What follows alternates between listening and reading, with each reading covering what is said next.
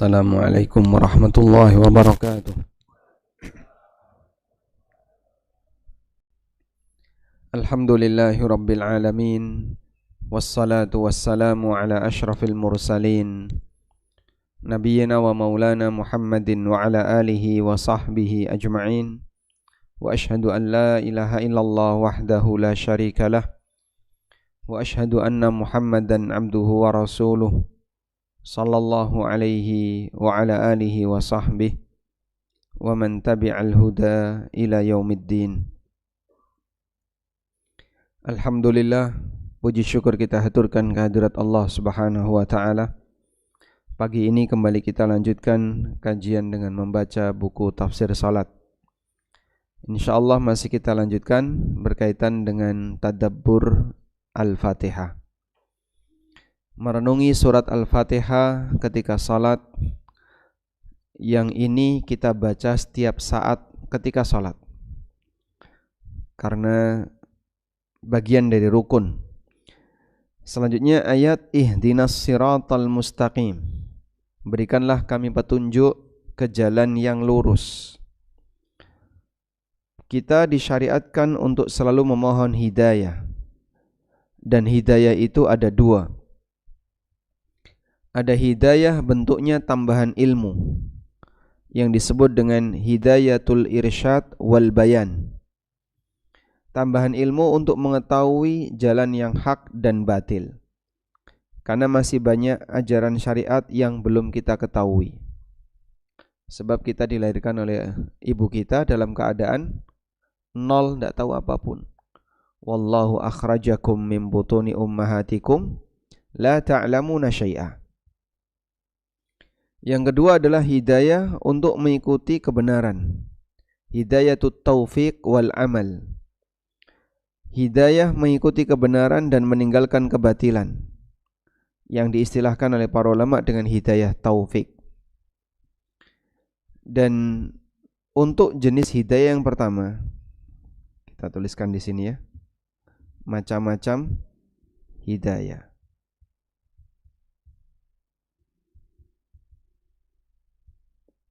Untuk jenis hidayah yang pertama, yang disebut dengan apa tadi? Hidayah al-irsyad wal bayan. Hidayah yang bentuknya penjelasan. Ini manusia bisa melakukannya, sehingga siapapun bisa menyampaikan kepada orang lain tentang kebenaran. Disebut dengan hidayatul irsyad wal bayan. Bisa dilakukan oleh manusia.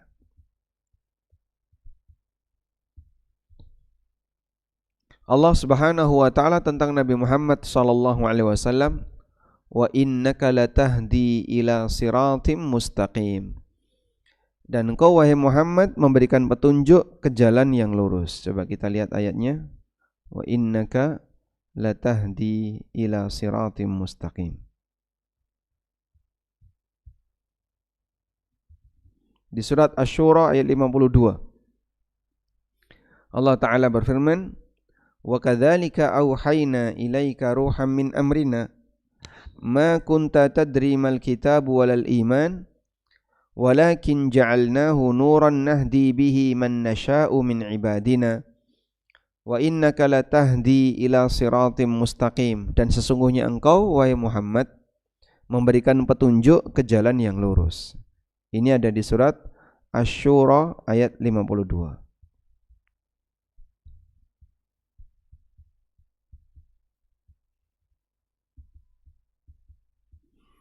Kemudian yang kedua, ada hidayah namanya hidayah taufik dan amal. Hidayatul taufik wal amal. Hidayah yang bentuknya semangat untuk mengikuti kebenaran dan menjauhi kebatilan. Jadi hidayah ini bentuknya semangat untuk mengikuti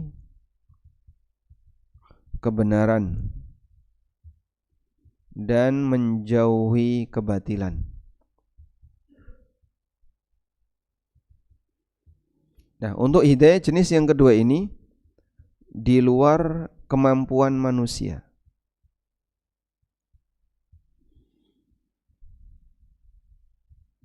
Bahkan sampai Nabi Muhammad SAW dinyatakan oleh Allah nggak bisa memberikannya.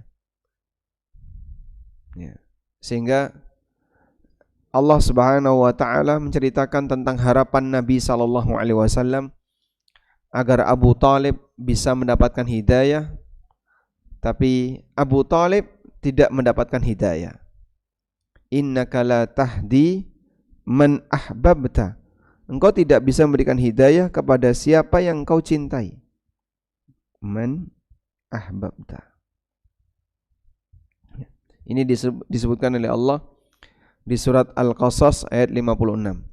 Innaka la tahdi man ahbabta walakinnallaha yahdi man yasha. Engkau tidak bisa memberikan petunjuk kepada siapa yang kau cintai, tapi Allah ngasih petunjuk kepada siapa saja yang Dia kehendaki. Ini di surat apa? Al-Qasas ayat 56. Surat Al-Qasas ayat 56. Asyura 52 menyatakan, engkau wahai Muhammad memberi petunjuk ke jalan yang lurus. Al-Qasas 56 menyatakan, engkau wahai Muhammad tidak bisa memberikan petunjuk kepada yang kau cintai. Saling bertentangan atau tidak? Tidak. Yang satu berbicara tentang hidayatul irsyad wal bayan, hidayah yang bentuknya penjelasan. Yang satu berbicara tentang hidayatul taufik wal amal, hidayah yang bentuknya semangat untuk mengamalkan. Sehingga ada orang tetangganya Rasulullah SAW sering mendengar ceramah beliau, khutbah beliau, nasihat beliau, tapi sama sekali tidak memberikan pengaruh. Dia tetap mati kafir. Siapakah mereka? Orang munafik.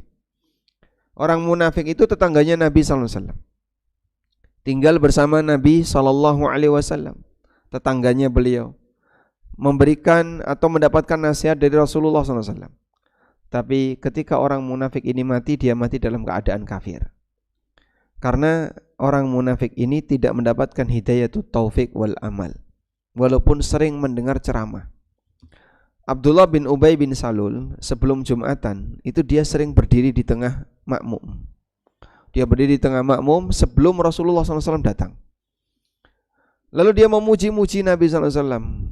Lihatlah Muhammad, lihatlah Abu Bakar, kemudian memuji Abu Bakar, sahabat yang lain. Jadi bikin kisruh dulu dengan ceramah di tengah makmum. Begitu Nabi SAW datang dan beliau menyampaikan khutbah, dia baru duduk diam. Artinya saat Nabi SAW berkhutbah, Abdullah bin Ubay, apa gelarnya? Gembongnya munafik, itu ada di depan Rasulullah SAW, mendengar ceramah Nabi SAW. Dan Allah mengatakan, afala yatadabbarunal Qur'an am ala qulubin aqfaluha. Mereka tidak merenungkan Al-Quran. Am ala qulubin aqfaluha, apakah ada kunci dari hatinya? Karena hatinya terkunci, maka walaupun diceramai 1000 kali, tidak akan memberikan pengaruh sama sekali.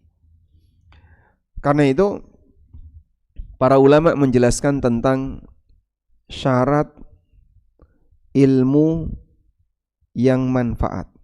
Syarat ilmu bisa sampai ke hati. Kapan sebuah ilmu bisa sampai ke hati? Syaratnya yang pertama, sumber ilmu yang baik.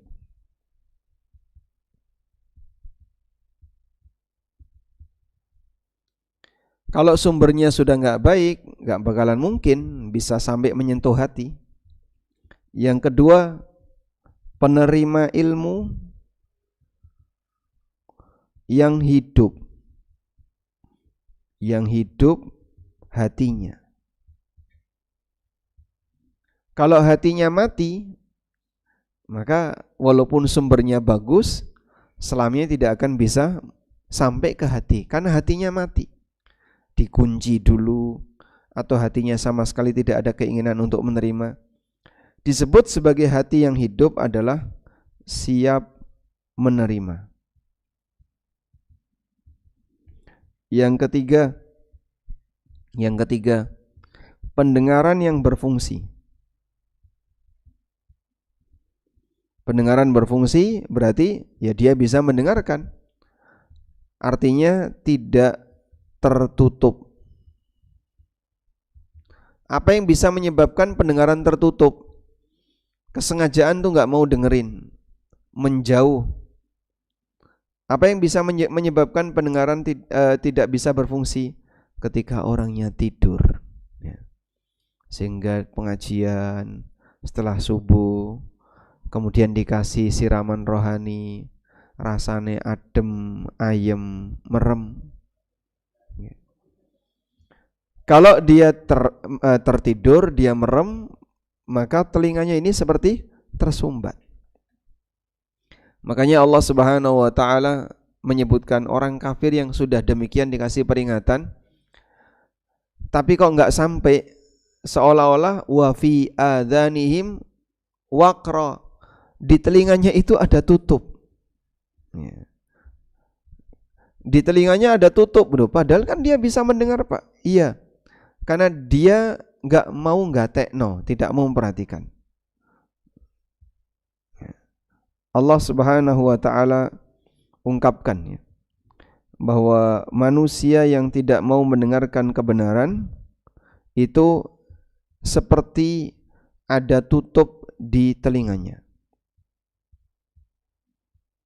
Nah, coba kita lihat ayat berikut ini. Oh, Masya Allah, error aplikasinya. Wa fi adhanihim. Nah.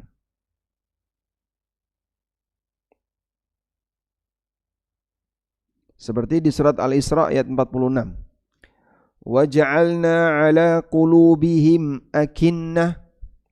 Kami jadikan di hati mereka ada akinnah yang dia menutupi hati, ayyafqahuhu, sehingga tidak bisa memahaminya. Wa fi adhanihim waqra, dan kami jadikan di telinganya ada tutup. Telinganya kesumbat. Kalau telinganya kesumbat, maka walaupun sudah disampaikan, enggak bakalan mendengar. Bukan karena dia tidak punya fungsi pendengaran, pendengarannya normal, tapi sengaja tidak mau mendengarkan. Sehingga pendengaran yang berfungsi alias tidak tertutup ini terjadi pada saat orangnya sadar, melek, mau mendengarkan. Maka pendengaran tertutup karena dua hal. Tertutup karena menghindar. Aku enggak mau dengerin. Yang kedua karena ngantuk atau tidur. Begitu orang yang ngantuk atau tidur, maka penjelasan apapun tidak akan bisa sampai kepadanya. Yang keempat adalah konsentrasi.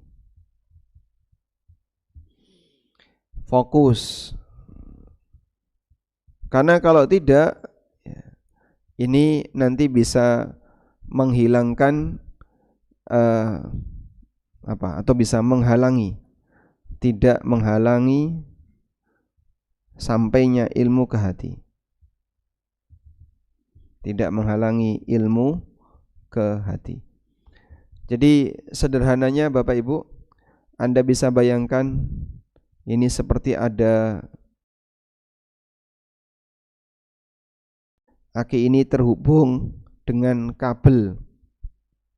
Kabel ini nanti terhubung dengan lampu. Bagaimana lampu ini bisa menyala? Ketika akinya oke, saklarnya nutup, kabelnya nyambung, kemudian lampu ini sehat.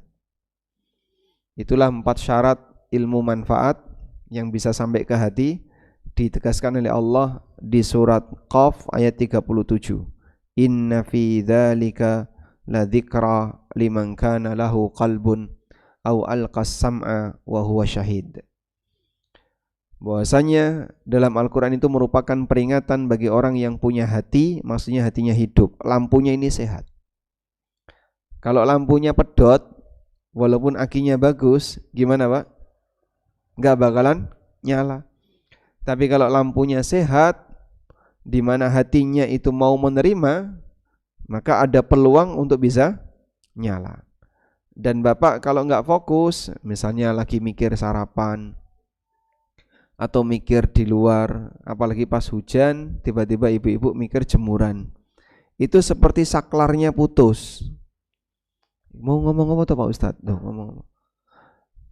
Anda bingung ngomong apa karena tadi sempat tidak fokus. Dan ketika orang itu ngantuk tidur, kabelnya putus. Kalau kabelnya putus, nggak bakalan dia bisa mendengarkan.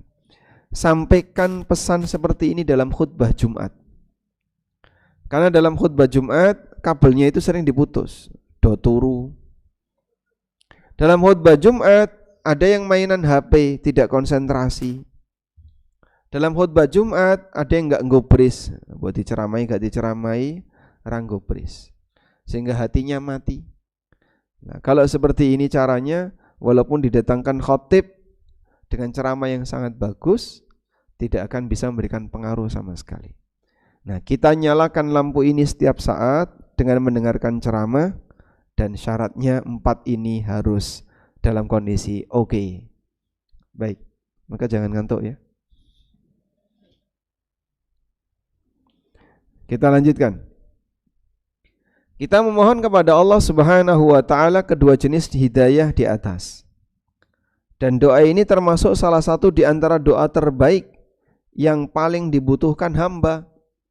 Karena itu Allah Subhanahu wa taala wajibkan untuk dibaca setiap rakaat salat. Ceritanya begini ya. Udah tahu ceritanya belum? Ahli kitab, terutama orang Nasrani, itu mengatakan kepada kaum muslimin. Coba lihat tuh kaum muslimin. Setiap hari mereka itu minta hidayah. Setiap hari mereka minta hidayah kepada Allah. Berarti kan mereka belum memiliki hidayah itu. Mereka masih bingung. Karena mereka masih bingung, makanya mereka minta hidayah. Sehingga disebutlah domba-domba tersesat. Karena masih bingung. Nah, kita tidak minta hidayah karena kita sudah mantep. Sehingga mereka merasa bahwasanya mereka sudah berada di titik puncak, tidak perlu minta hidayah. Penjelasan yang kita sampaikan, hidayah itu ada 2. Ada hidayah yang bentuknya penjelasan, dan ada hidayah yang bentuknya apa? Semangat untuk mengamalkan penjelasan. Kita butuh bimbingan dari Allah Subhanahu wa taala setiap saat. Sebagaimana seorang mahasiswa, walaupun dia sudah mahasiswa akhir, saat tugas akhir tetap butuh bimbingan dari pengajar misalnya. Sehingga walaupun dia mungkin sudah mengenyam kuliah selama 4 tahun, tetap butuh dosen pembimbing skripsi, butuh dosen pembimbing TA, tesis, disertasi. Itu padahal manusia dengan manusia. Sampai kapan seorang anak butuh bimbingan orang tua?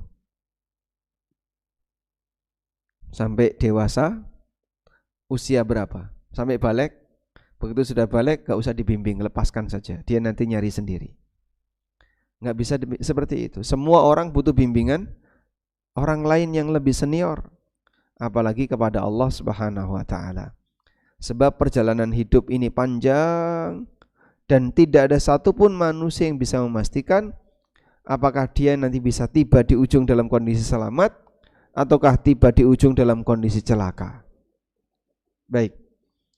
Apalagi Bapak Ibu yang dimuliakan Allah, Anda lihat ayat berikut ini. Allah Subhanahu wa taala menjelaskan tentang karakter manusia. Bagaimana karakter manusia? Innahu kana zaluman jahula. Manusia itu makhluk yang zalim, tur bodoh. Disebutkan di surat Al-Ahzab ayat 72. Inna aradnal amanata 'alas samawati wal ardi wal jibal. Kami pernah tawarkan amanah ini. Amanah yang dimaksud adalah tugas menjalankan syariat kepada langit, bumi dan gunung. Fa'abaina ayyahmilnaha. Namun semuanya enggan untuk menerimanya. Wa ashfaqna minha, dan semuanya ketakutan. Wa hamalahal insan, kemudian diemban oleh manusia. Innahu kana zaluman jahula, sesungguhnya manusia itu zalim dan bodoh. Disebut zalim karena dia suka melanggar. Disebut bodoh, tidak tahu konsekuensinya. Kita bermaksiat setiap hari berapa kali? Suruh ngitung aja nggak bisa, Pak. Saking banyaknya maksiat yang kita lakukan. Disebut oleh Allah sebagai orang yang zalim dan bodoh karena tidak tahu konsekuensinya. Bahwa di balik ini akan ada konsekuensi berat yang akan diterima oleh manusia. Baik. Sehingga kalau bukan orang yang diberi taufik oleh Allah, mustahil manusia itu bisa selamat. Karena itulah kita sangat butuh bimbingan dari Allah Subhanahu wa taala setiap saat. Di ayat yang berikutnya, siratal ladzina an'amta alaihim, yaitu jalan orang-orang yang telah engkau beri nikmat. Bahwa sempurna itu ada standarnya. Sempurna ada apa? Standarnya. Seperti apa standar kesempurnaan dalam beragama? Sehingga kalau kita bicara standar agama terbaik, standar agama terbaik adalah Nabi sallallahu alaihi wasallam dan sahabat. Mereka adalah manusia yang dibimbing oleh Allah dengan hidayah tertinggi, terutama para nabi yang maksum dan para sahabat sebagai muridnya para nabi. Orang seperti ini dijadikan oleh Allah sebagai standar agama terbaik, disebut siratal ladzina an'amta alaihim. Mereka disebut sebagai orang yang mendapatkan nikmat. Orang-orang yang mendapatkan nikmat adalah para sahabat Nabi SAW dan para sahabat yang mereka telah diberi oleh Allah Subhanahu wa taala petunjuk dengan derajat yang tertinggi. Karena itu kita minta kepada Allah untuk diberi petunjuk yang sama. Siratal ladzina an'amta alaihim, mereka adalah para nabi, para siddiqin, para syuhada dan orang-orang saleh yang mengikuti mereka dalam kebaikan. Mereka lah yang banyak dipuji oleh Allah dalam Al-Qur'an. Di antaranya firman Allah, "Wa may yuti'illaha war rasul." Siapa yang mentaati Allah dan Rasulnya, fa ulaika ma'al ladzina an'amallahu alaihim, mereka itu akan membersamai orang-orang yang diberi nikmat oleh Allah, minan nabiyyin, di kalangan para nabi, was-siddiqin, di kalangan para siddiqun, wasyuhada was-salihin, wa hasuna ulaika rafiqa. Allah mengatakan bersama orang-orang yang diberi nikmat oleh Allah di kalangan para nabi, siddiqin, syuhada dan salihin, dan mereka itulah sebaik-baik teman. Manusia akan dikumpulkan bersama dengan temannya. Maka sebaik-baik teman adalah para nabi, siddiqun, syuhada dan orang saleh. Karena itu Rasulullah SAW sebelum meninggal dunia, apa yang beliau ucapkan saat menjelang mau meninggal dunia? Ma'ar rafiqil a'la, bersama teman-teman yang mulia.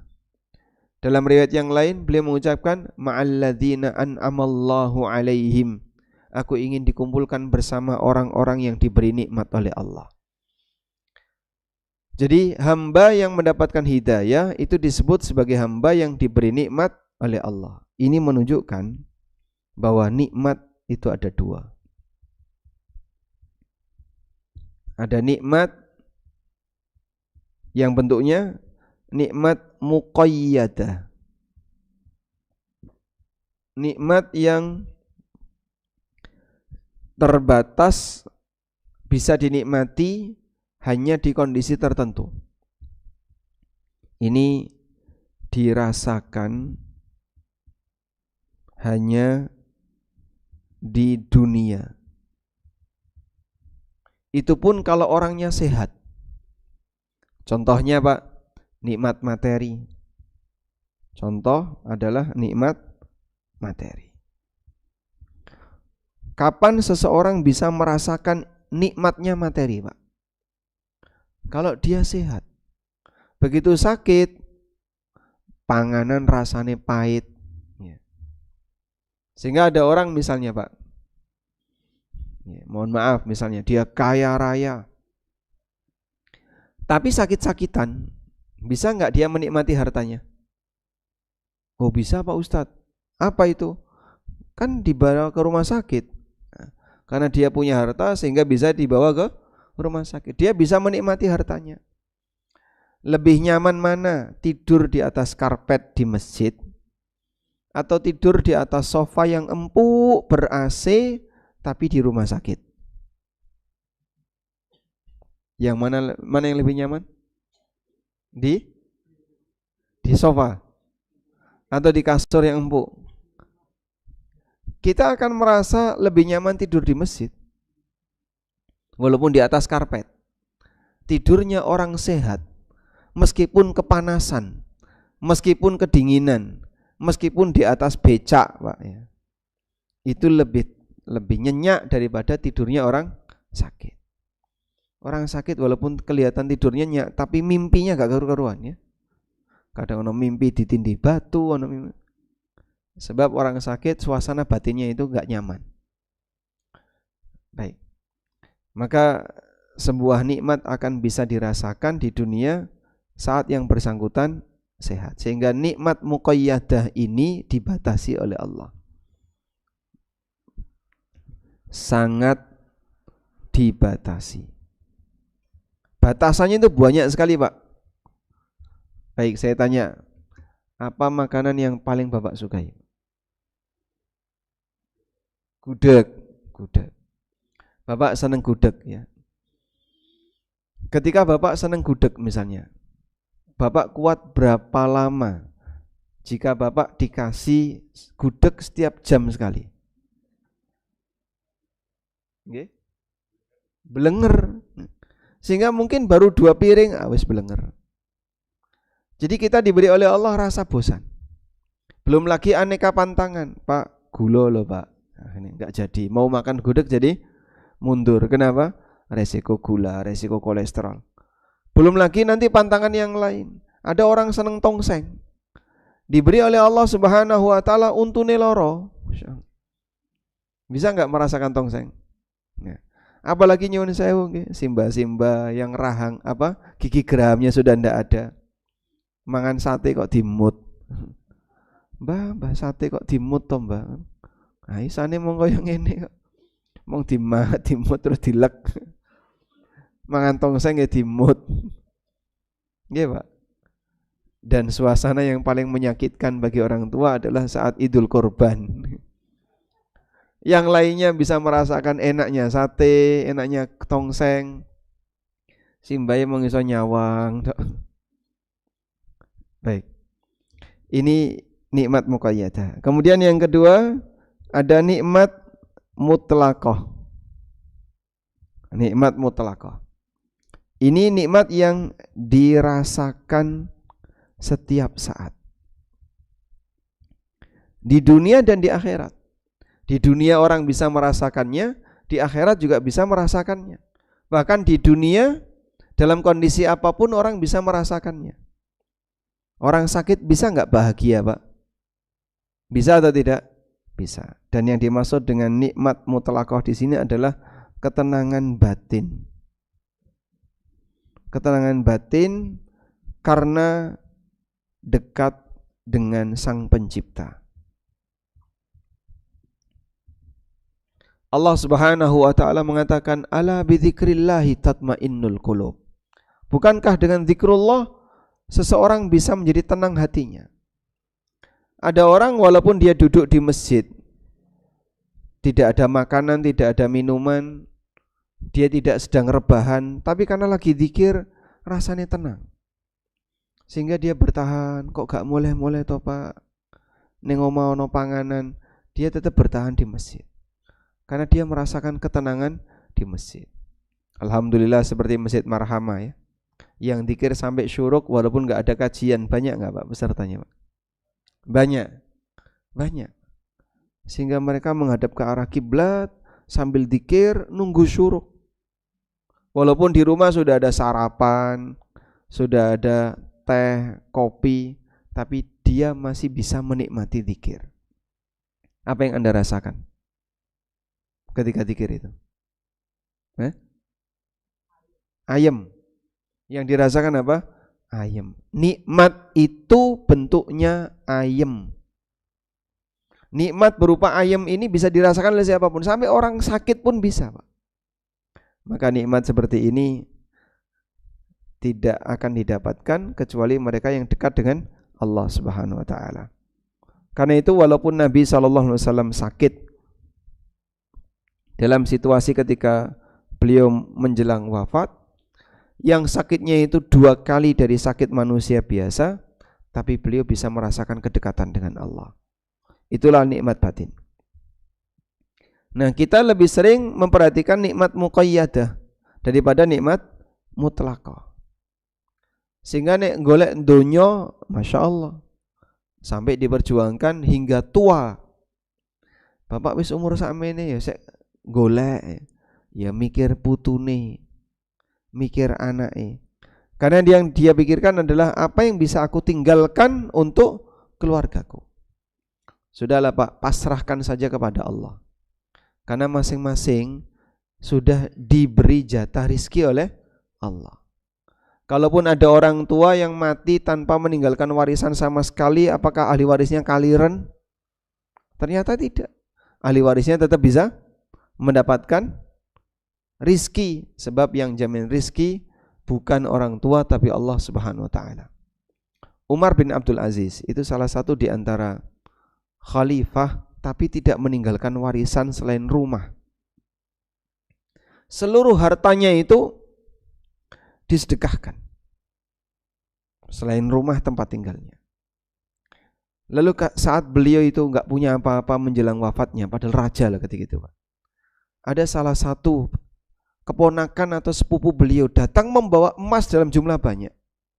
Namanya Mas Slama. Mas Slama bin Sulaiman ini datang kepada Umar bin Abdul Aziz. Lalu Mas Slama menyampaikan, wahai Amirul Mukminin, apa yang kau tinggalkan untuk keluargamu? Ini saya bawakan duit, silakan kau bagi-bagikan untuk anak-anakmu.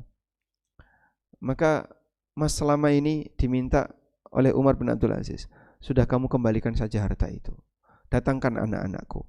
Anak-anaknya didatangkan, jumlahnya sekitar 10 atau berapa itu, masih kecil-kecil. Karena Umar meninggal usia berapa? 39 tahun. Belum genap 40, Umar bin Abdul Aziz. Anaknya masih kecil-kecil, anaknya cukup banyak. Dan beliau tawakal kepada Allah, aku pasrahkan mereka kepada Allah. Sedangkan anaknya para raja yang lainnya itu ditinggali dengan emas sekian, ditinggali dengan harta sekian.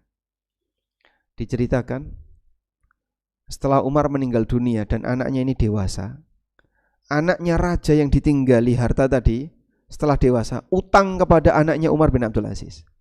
Rata-rata anaknya Umar bin Abdul Aziz kaya-kaya karena dipasrahkan kepada Allah. Jadi terkadang orang tua tegel dengan itu. Walaupun bapak tidak punya apa-apa yang bisa ditinggalin untuk anaknya, ya sudahlah bapak pasrahkan kamu kepada Allah.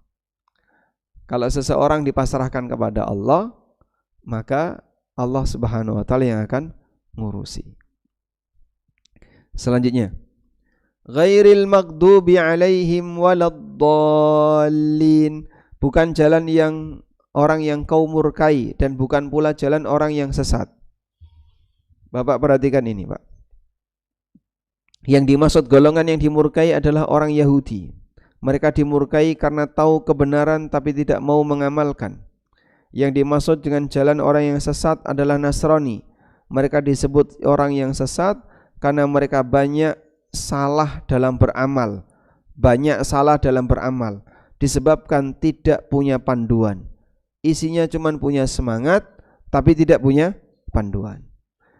Tafsir ini ghairil maghdubi alaihim waladdallin ini adalah tafsir nabawi. Tafsir yang datang dari Nabi sallallahu alaihi wasallam. Beliau pernah bersabda, "Innal maghduba alaihim al-yahud."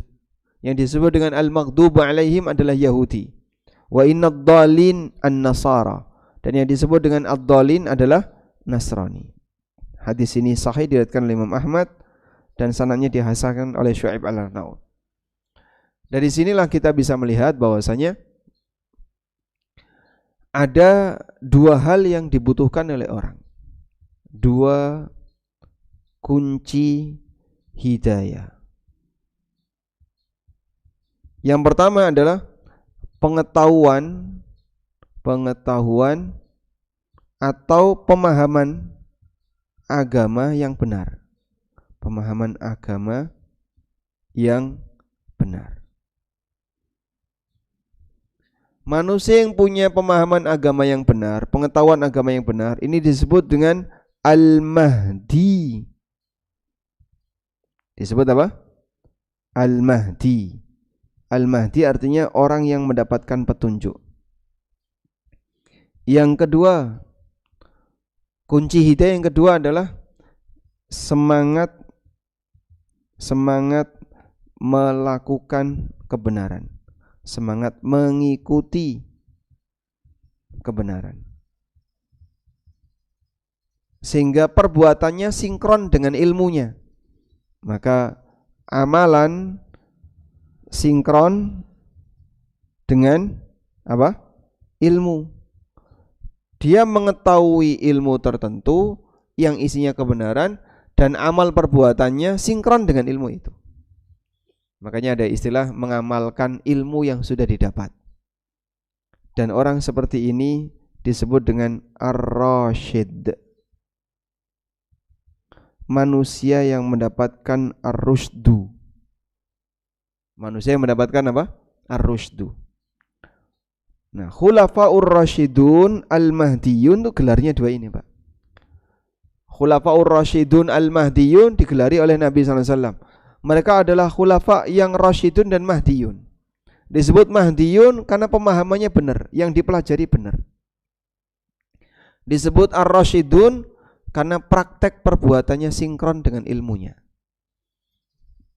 Nah, ini disebut dengan ilmu yang manfaat, ilmu nafi', yang ini disebut dengan amal soleh. Apa yang disebut dengan ilmu nafi'? Ilmu yang benar yang dibutuhkan oleh manusia sebagai bimbingan hidup. Ilmu benar itu apa sih, Pak? Ya, orang punya pemahaman yang benar tentang agama. Salat itu wajib, puasa itu wajib. Dia punya pemahaman tentang itu. Carane salat sing bener kaya ngene, carane poso sing bener seperti ini. Ada enggak orang yang dia tidak punya pengetahuan tentang seperti ini, Pak? Ya banyak sekali, Mas. Sing ora tau gelem ngaji, ora tau gelem ngrungokno pengajian tentang agama, dia enggak punya pemahaman tentang itu. Belum lagi masalah akidah, yang mungkin banyak orang tidak punya pemahaman tentang itu. Sedangkan yang kedua adalah amal soleh. Wes ngerti bener, ngerti apa yang harus diamalkan, ya dia kerjakan. Maka kalau orang bisa menggabungkan seperti ini, dia akan menjadi manusia yang selamat dari kondisi al-maghdub dan selamat dari kondisi ad-dhalin. Ad-dhalin itu cacat yang pertama, karena dia memahami tapi pemahamannya salah. Misalnya diyakini berpahala padahal tidak ada nilai pahalanya. Contohnya apa sih, Pak? Aneka amalan yang berdasarkan hadis palsu, atau aneka amalan yang berdasarkan riwayat yang buatan manusia. Terkadang ada orang itu membuat sebuah hadis, ada teks Indonesianya, tapi bahasa Arabnya tidak ada. Pak Ustadz, ada hadis seperti ini benar enggak? Ini bahasa Arabnya aja enggak ada. Hadis yang bahasa Arabnya aja enggak ada itu gimana? Apa ada nabi selain orang Arab? Ya. Nabi kita selain orang Arab tidak ada. Karena Nabi SAW cuma satu, Nabi Muhammad SAW, dan beliau berbahasa Arab. Sehingga ketika ada orang yang punya pemahaman salah tadi, kok diamalkan, tidak jadi amal soleh. Kenapa? Karena tidak sesuai dengan kebenaran. Maka kita berlindung kepada Allah dari al-maghdub dan dari dhalin. Sehingga dhalin itu celahnya di sini. Ini celah ad-dhalin. Ad-dhalin tadi apa? Orang yang tidak punya pemahaman yang benar. Sedangkan yang ini celah al-maghdub alaihim. Celahnya al-maghdub alaihim. Nah, dan masing-masing orang punya pelanggaran seperti ini dengan kadar yang beragam.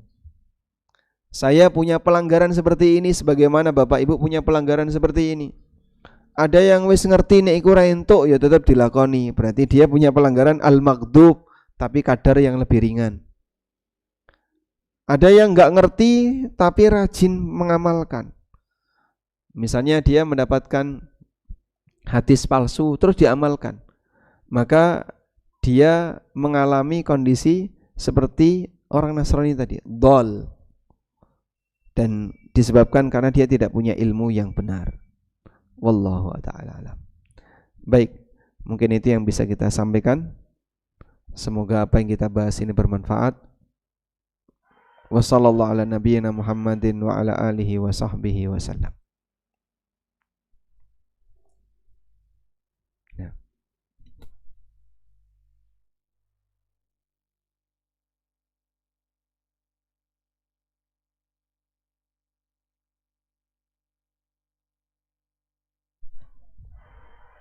Bismillah.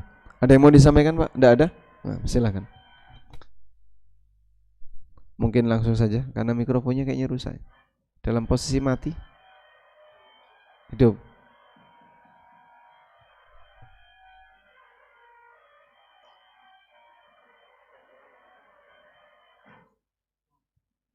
Monggo.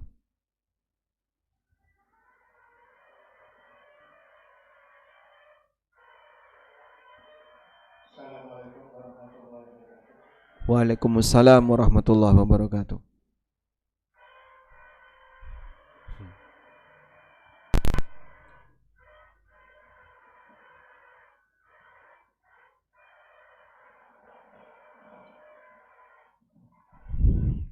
Monggo Pak. Waalaikumsalam warahmatullahi wabarakatuh. Waktu yang diberikan, semakin mengikuti pengajian tuh semakin rasanya kok abot banget. Contoh ya, misalnya ini yang paling sederhana. Berat menjaga mata karena ngantuk. Bukan begitu. Contoh begitu. Misalnya mengenai tadi ngantuk di dalam pengajian ini. Padahal setiap orang tuh kondisional masing-masing. Contoh, apakah lebih baik tidak ronda tapi ikut ngaji? Karena apa? Aku tak bali ramelu pengajian apa? Aku baru ronda bengi. Bangane engko keneng sentil Pak Ustad. Enggak, itu manusiawi kita. Aku wingi beranu nggarap skripsi, wingi bar nguji ngantuk banget ya. Bangane maka apakah lebih baik ngantuk di dalam pengajian atau lebih baik pulang tidur setelah subuhan? Nggih. Masya Allah. Ini sebenarnya menyindir yang mana, Pak? Ya bukan, ini manusiawi. Oh, manusiawi. Manusiawi ini. Mohon penjelasannya. Kemudian tadi istilahnya apa? Kan ilmu itu masuk tidak hanya lewat telinga saja, tapi juga lewat penglihatan. Tadi kelihatannya kok mutlak sekali 4 syarat tadi harus dipenuhi. Ini ada terus story. Jadi dulu mahasiswa MIPA, dia itu kalau pas kuliah tidur. Baik Pak Sairul Alim dosennya Jawa tidur. Dan kalau pas kuliah itu bawanya cuma buku itu langsung di kantong itu. Jadi kuliah itu dia liar. Tapi kalau begitu ujian, teman-temannya itu sampai kaget, kok bisa, dari mana dia dapat ilmunya. Ini true story, ini bukan istilahnya banyak. Dan tidak hanya 1-2 orang, banyak yang kejadian seperti itu. Apakah itu apa termasuk maunah, apa termasuk apa seperti itu? Kemudian yang ketiga, berarti menurut saya, berarti Indonesia ini nggak mungkin bisa tentrem kira-kira ya. Nah, karena sholatnya sudah ternyata keadaannya tetap seperti ini. Berarti ihdinas siratalnya apa enggak melaku gitu. Okay. Makasih untuk sementara. Assalamualaikum warahmatullahi wabarakatuh. Waalaikumsalam warahmatullahi wabarakatuh. Baik. Untuk kasus yang pertama, Masya Allah. Ini yang ronda berapa orang tuh, Pak? Sebenarnya kita masing-masing bisa ngukur gitu. Allah Subhanahu wa taala mengatakan di surat Al-Qiyamah, balil insanu ala nafsihi basirah. Manusia bisa mengukur dirinya. Manusia bisa mengukur dirinya kalau dalam kegiatan sehari-hari kamu bisa menentukan kira-kira sikap apa yang harus kau lakukan sesuai dengan ukuran kamu. Jadi kira-kira nek duduk di forum pengajian kok malah nanti menyiksa diri sehingga bolak-balik ndelok jam iki kapan to rampung kok. Mungkin lebih baik saya sudahlah Bapak istirahat saja karena Bapak terlalu capek dan terlalu ngantuk. Mungkin karena ronda atau ada tugas tadi malam atau apapun itu bentuknya. Tapi bagi mereka yang kira-kira masih bisa untuk bertahan, walaupun saya tadi malam ronda tapi saya nggak ngantuk Mas, sehingga saya pengen bertahan, monggo silahkan bertahan. Kami dulu di pondok juga ada kegiatan ronda malam ya, mulainya jam 11 sampai jam 3. Nanti tugasnya harus bangunin teman-temannya. Nah gantian, begitu ronda ini selesai jam 3 boleh tidur. Nanti subuh sholat, biasanya habis subuh kan halaqah tahfidz sampai syuruk sampai jam 6. Yang ronda boleh tidur. Boleh tidur. Tapi kalau mau gabung juga enggak masalah. Karena ada sebagian yang ronda malah ra iso turu. Jadi sampai subuh itu enggak bisa tidur dia. Ya. Wallahu a'lam. Kadang suasana hati ini kan berbeda-beda ya. Sehingga pada saat dia punya semangat tertentu dia nggak bisa tidur. Akhirnya ya ikut gabung dalam halaqah tahfidz. Jadi masing-masing bisa ngukur diri. Kalaupun sekiranya nanti di tempat ini malah terganggu dan jadi nggak nyaman, sehingga ketika kajian mikir kapan selesai padahal syuruk masih lama. Dan orang kalau pengajian dalam kondisi ngantuk tersiksa. Nggih, Pak. Kalau dalam situasi seperti ini sih mungkin lebih nyaman ya. Dulu ketika kami di Ma'had, buku jatuh, pulpen jatuh, itu biasa. Dan kalau ketahuan jatuh diseneni. Tidur diseneni. Anak pondok kalau tidur ciprati air. Sehingga ada petugas yang keliling. Tidur suruh berdiri, mukanya ciprati air disemprot. Dalam fase belajar. Bapak di sini tidur tak biarin, Pak. Saya tidak akan memberikan peringatan apapun. Takmir juga tidak memberikan peringatan apapun ya. Sehingga kalaupun tidur nggih mboten napa-napa. Cuman informasi yang kita sampaikan jadi enggak bisa sampai. Kenapa? Karena putus saklarnya tadi disebabkan tidur. Itu yang kita ingin tegaskan. Jadi maksudnya bukan nyentil ya, tapi maksudnya nyinggung.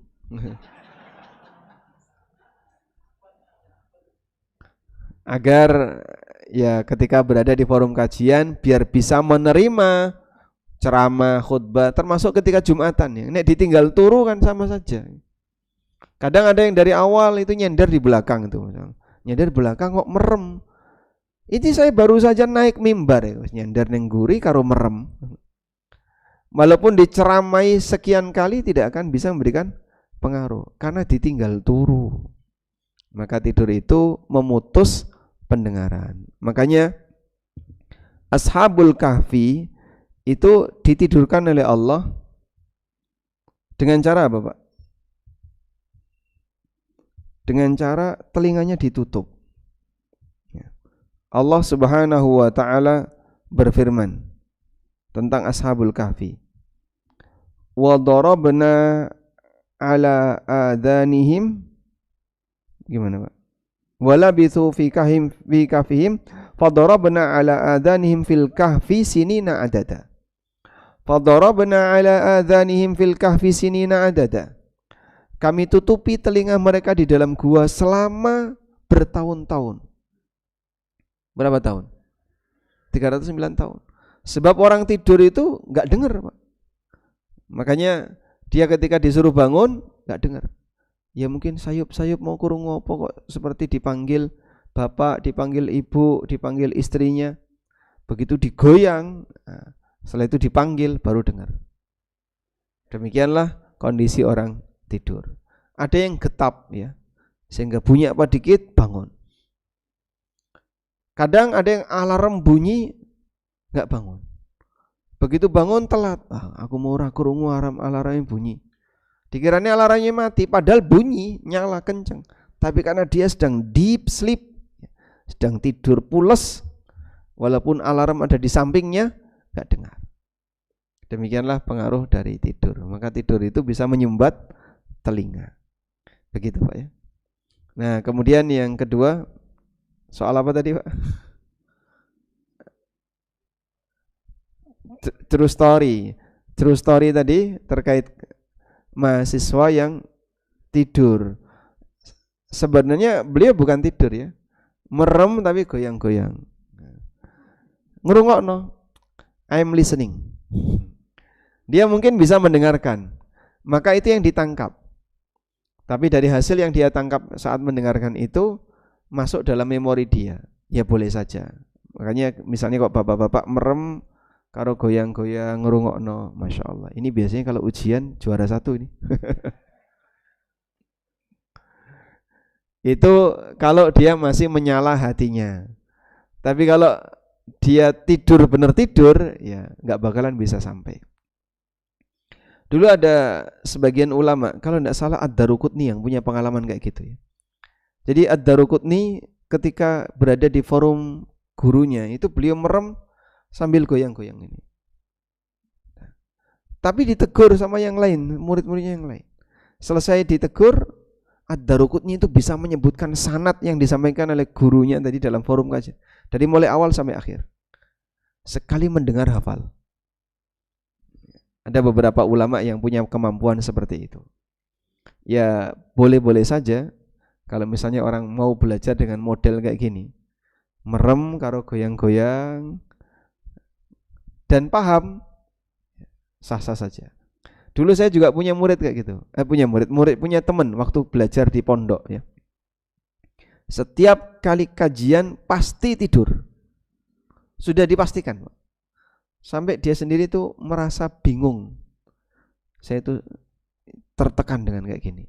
Tapi dia punya dulu kan MP3 rekaman nih, Kak, ya. Dinyalakan di dekat ustadz, dah dipasang itu. Begitu dia kajian 5 menit langsung tidur. Tapi duduk dia. Dan sekarang beliau jadi dosen. Itu teman saya. Jadi beliau mendengarkan dari rekaman tadi ketika perjalanan. Tinggalnya itu di Masjid Pogong Raya, di Pogong. Dia datang ke pondok naik sepeda, berangkat dengerin rekaman, pulang dengerin rekaman. Hanya itu saja. Kalau ditanya bisa. Padahal pada saat pengajian merem karo goyang-goyangnya serius, Pak, sampai ambruk-ambruk gitu. Karena tidurnya tidur serius. Wallahu a'lam. Pun cekap? Nggih. Yang Indonesia, pripun, Pak? Kenapa sholat sudah berkali-kali orang Indonesia minta hidayah, namun ternyata tidak ada perubahan yang signifikan. Sing ngerasa sholat lebih banyak masalahnya, Pak. Sehingga antara yang berdoa hidayah, minta hidayah dengan yang tidak berdoa, lebih banyak yang tidak berdoa. Maka kalau kita bicara hidayah, ada hidayah yang kembali kepada individu, ada hidayah yang kembali kepada seluruh masyarakat. Jika bentuknya adalah hidayah untuk seluruh masyarakat, dominannya masyarakat nggak minta hidayah. Tapi kalau hidayah yang kembali kepada individu, bisa jadi ada individu yang baik, tapi dia tinggal di lingkungan yang nggak baik. Nabi Ibrahim itu tinggal di negara yang penguasanya musyrik. Bahkan pernah debat dengan Ibrahim, Raja Kan'an itu. Nabi Muhammad SAW sebelum beliau hijrah tinggal di sebuah wilayah yang masyarakatnya jahiliyah. Nabi Musa tinggal di Mesir selama bertahun-tahun, yang penguasanya Fir'aun. Demikian pula para nabi yang lain. Mereka orang soleh, orang baik, tapi tinggal di lingkungan yang jahat. Tidak lebih parah dibandingkan yang dialami oleh masyarakat Indonesia zaman sekarang. Maka ada hidayah yang sifatnya individu, pribadi. Orangnya baik, Pak, rajin sholat, sering minta hidayah kepada Allah. Allah kasih hidayah, sehingga yang bersangkutan mau beramal soleh. Walaupun secara umum masyarakatnya mungkin kurang bagus. Sebab hidayah ini diberikan oleh Allah kepada individunya. Nah, kita berharap kalau individu seperti ini makin banyak, terutama ya di area orang-orang yang punya wewenang, ya, dalam kurung pejabat. Semoga dengan hidayah seperti itu nanti akan memperbaiki kinerja dia. Saya punya satu platform digital, Pak, tempat belajar, namanya sekolahaSN.com. Nah, sekolahaSN.com. Ini isinya 14 materi, bentuknya video dan PDF. Saya buat ini atas pesanan salah satu gubernur yang ada di daerah mana? Makassar. Kok nyebut nama? Yang ada di daerah Sulawesi ya. Lalu beliau pesan bisa nggak dibuatkan tempat belajar online untuk para ASN. Kita buatkan ini, dan harapannya nanti kalau mendengar seperti ini dapat hidayah dari sisi hidayatul ilmi wal bayan, hidayatul irsyad, penjelasan. Masalah ada perubahan atau tidak kembali kepada individu. Ya, kita berharap semoga yang bergabung banyak. Namun qadarullah yang bergabung baru 150 orang, Pak. Karena mungkin mereka sudah paham, paling isinya juga kayak gitu, menyudutkan ASN. Bukan menyudutkan, kita mau mengarahkan agar mereka bisa lebih baik, lebih profesional, produktif, punya integritas, amanah, dan seterusnya. Karena hanya melalui edukasi kita bisa melakukan perbaikan bagi keseluruhan. Nah, ini arahannya adalah untuk para ASN. Nah, Bapak karena sudah pensiun nggak usah ikut aja ya. Baik, demikian.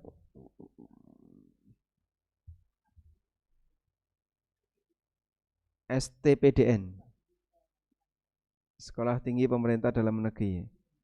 Nggih, digabungkan ke sana. Ya, saya enggak tahu materi di IPDN atau STPDN. Cuman beberapa inspektorat itu ikut di sini. Dan juga buku ini sebenarnya kan berawal dari buku fikih ASN, Pak ya. Mungkin Bapak sudah pernah lihat buku fikih ASN dan karyawan. Dari buku ini kami kembangkan, ya jadilah ini buku fikih ASN dan karyawan. Ini sebenarnya tujuannya ya ke arah tadi, memberikan bimbingan kepada ASN. Cuman banyak ASN yang ketakutan baca buku ini. Kita dekatkan dalam bentuk, kalau ini terlalu tebal ya sudahlah, kita sarikan yang kira-kira dibutuhkan, terutama yang isinya motivasi. Motivasi, penekanan, membangun kesadaran.